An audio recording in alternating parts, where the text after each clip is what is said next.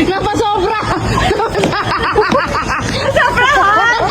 Dapat kumanon ka. Kasi So, pag pangalawa, harap ako. ako dito. Oh. Go, go, go! Come on! Closer po. Please naman, go! Muling pinag-usapan sa social media ang dalawa matapos mag-viral ang kanilang sayaw sa kantang Hawak Mo Ang Beat.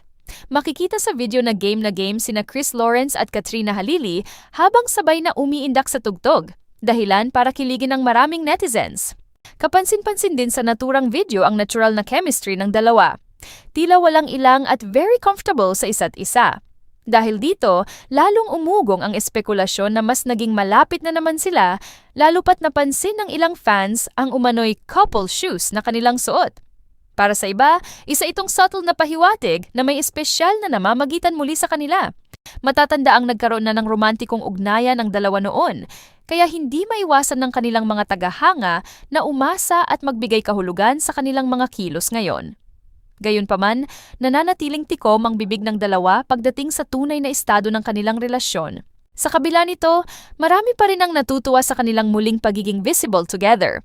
Romantic man o simpleng pagkakaibigan lamang dahil kitang-kita ang genuine na saya at koneksyon nila sa isa't isa. Beat lang. Ready? Ano to pang ito? Energy! Oh! Energy! Energy! Oh! Oh!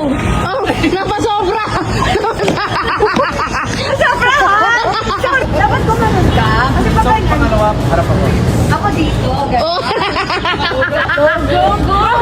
Come on! Closer po. Please naman, go! Hey! Pwede dito. Mukha ka pumilapit dito.